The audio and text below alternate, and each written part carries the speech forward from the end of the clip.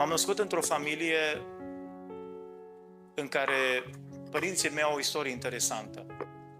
Bunicii mei au fost printre primii oameni care s-au întors la Dumnezeu, trecând de la oastea Domnului și fondând Biserica Pentecostală din satul Prădet. Au fost printre o mână de familii care au fondat biserica din sat. Când bunicii mei s-au întors la Dumnezeu, tatăl meu era la Timișoara, la o școală de arte și meserii. Și nu a vrut să audă de Dumnezeu, nici nu a vrut să audă de pocăință. A fost foarte revoltat. A fost un tânăr rebel care n-a vrut să audă de Dumnezeu. Au trecut câțiva ani de zile când tatăl meu s-a întors de la Timișoara și, întorcându-se în sat, au cunoscut-o pe mami. El nepocăit, mama nepocăită. N-au avut nicio treabă cu Dumnezeu. Erau însă într-un ansamblu ăsta de muzică populară, într-un ansamblu folcloric, dansau. Și acum au venit, imaginați-vă, au venit mama mea noră, practic, la noi acasă. Bunica și cu bunicul meu pocăiți amândoi.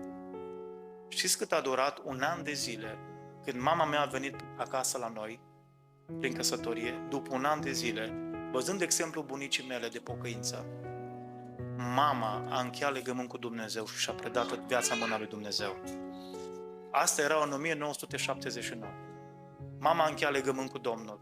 Tata, când o zi că mami s-a botezat, nu vreau să vă spun ce crize au făcut.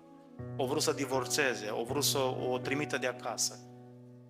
Dar mama, în ziua când a făcut legământ cu Dumnezeu, a zis așa: Doamne Iisuse, vreau să spun un lucru, vreau ca bucuria pe care eu o trăiesc astăzi și pe care o am cu Tine, să o trăiască și soțul meu. Și a zis: Doamne, atât de mult am să mă rog pentru Vasile până când îl vei întoarce la Tine. Și a zis mama: am făcut o juruință înaintea Domnului și am zis așa: Doamne, de azi încolo, până când o să-l întorci pe soțul meu la Tine, de 2 ori pe săptămână să postesc și în fiecare zi am să mă rog o rugăciune, dar o rugăciune șerfitoare, până când o să-l întorci pe soțul meu la Tine. Și mama a început cu entuziasm, cu dragostea din tâi. Și a zis: Doamne, îți promit, de acum încolo citesc Biblia, postez, mă rog, de la 1 ianuarie până în februarie, când ai ajuns în numeri și te-ai pierdut. Și vreau să vă spun că a trecut un an de zile și nu s-a întâmplat nimic. Și mama se ruga și postea. Și au trecut 5 ani și nu s-a întâmplat nimic. Au trecut 10 ani de când mama mea de 2 ori pe săptămână a postit. Și în fiecare noapte se ruga înaintea lui Dumnezeu. Țin minte că eram copil mic când auzeam pe mama rugându-se noaptea, crezând că noi dormim și n-auzim. Venea în camera noastră și cu suspine și cu lacrimi striga înaintea lui Dumnezeu pentru tati, ca Dumnezeu să-l întoarcă. Ascultați-mă, au trecut 15 ani și nu s-a întâmplat nimic. 20 de ani nu s-a întâmplat nimic. Au trecut 30 de ani, nu s-a întâmplat nimic. Ba dimpotrivă, tata parcă era mai rău. Au trecut 35 de ani și nu s-a întâmplat nimic. Post, de 2 zile de jertfă pe săptămână în post și noapte de noapte rugăciune în lacrimi înaintea Domnului. Au trecut 40 de ani. Mai exact 42 de ani. Și după 42 de ani de zile, într-o duminică dimineața, copiii mei cei mai mari, Rafa și cu Filip, erau în sală la părinți, la bunici. Și trebuiau să, i-am zis: mama, îi las, dar îi duci la biserică. Zice: stai liniștit, ai meiz. Și Rafa cu Filip, la 9 fără 20 dimineața, erau la televizor, la bunul în casă, în cameră. Tata se uita, vrea să se uite la muzică populară. Asta a fost viața lui, muzică populară. Și Rafa și cu Filip: bunul, pune-ne pe desene animate, vrem pe desene animate. Și la un moment dat a venit mami și a zis: Rafa, Filip, rapid, că plecăm la biserică. Și tata, bucuros, abia s-a bucurat să schimbe canalul, să se uite înapoi la muzică populară. Și în momentul ăla zice Filip către bunul, către tata, de tatăl meu. Filip avea atunci 6 ani, aproape 6 ani, și a zis: bunul, zice, dar tu de ce nu vii la biserică? Bă, ia lasă-mă tu pe mine, pleacă, hai, mergeți toată cu bunica voastră, ce treabă, hai, plecați mai repede, Rafa, Filip, rapid, vă strica bunica. Și îmi povestește mami că era în pragul camerei și Filip s-a uitat a doua oră la tati. Și a zis: da, bunul, tu n-ai nevoie de Dumnezeu? Numai noi? Tu n-ai nevoie de Dumnezeu? Și tatăl a zis: bă, știi ce, plecați.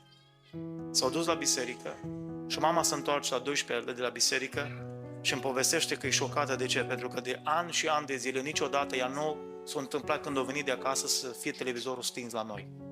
Toată ziua mergea pe muzică populară. Și dintr-o dată nu am auzit televizorul când a intrat în curte.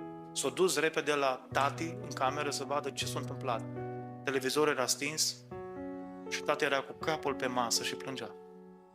Oamenii s-au speriat și au zis: mă, Vasile, ești ok, pății ceva, ți-e rău, ce-i cu tine? Au zis: e bine, lasă-mă. Peste o oră au zis către mami: vină încoace, a zis: la cât e programul de seară la biserică? La 6. Te rog frumos să încalci o cămașă și o pereche de pantaloni, că vin și eu cu voi la biserică. Și-au zis mami: Doamne, de atâția ani mă rog și postez. Acum, zice, că nu avem niciun evanghelist la biserică, nu avem nimic, e numai fratele diacon cu nu știu care predică. Acum, Doamne, că aceeași predică de 25 de ani după aia o predică. Doamne, acum vine soțul meu la biserică. Nu a putut când a fost săptămână. Doamne, nu ai putut să-l citesc când a fost săptămână de evangelizare. Acum vine la biserică. Și mama s-a îngrijorat: Doamne, dacă vin la biserică, ce aude? Și tatăl meu la biserică. Program normal la biserică la 6, la 8, s-a terminat programul, am uit acasă. Și mami nu a întrebat nimic: mă, ți-a plăcut? Nu a zis nimic. Marți, zice tati către mami: auzi, zice, Floare, că așa îi spune, îi zice el, zice: auzi, de seară, la cât o să e rugăciune la biserică? La 7? Da, zice, la 7, vezi că vin și eu. Rugăciune, da. Dar nu-i predică, știu, vin și eu la rugăciune. Vineri, la cât e? Vineri, o zis, la cât e la programul? La cât? La 7? La 7, vezi că vin și eu. Și vreau să vă spun că din săptămâna aceea, tatăl meu a început să meargă regulat la biserică. Câteva luni de zile mai târziu, mă sună tati și îmi zice așa: ascultă-mă bine, Dorel, vezi să nu-ți programezi nimic, nu mă interesează, îți anulez oriunde ai plecat, dar te rusali duminică dimineața, ești la Brădet, la biserică, pentru că eu mă botez. Și am zis: bă, tati, stai alea, că știu că focul cu pai, știți, mai aveam eu, am auzit-o. Bă, omule, a zis, ascultă aici, tu înțelegi că mă botez, la mine dai, da, și noi nu. Și așa a fost. Am avut o bucurie incredibilă, dragii mei, să am momentul ăla, ziua aia, când să-l văd pe tatăl meu în apa botezului. Și țin minte că m-am uitat la mami, cu un ochi la tati și cu unul la mami. Mama plângea cum n-am văzut-o în viața mea, dar de bucurie. 42 de ani de zile de post și rugăciune.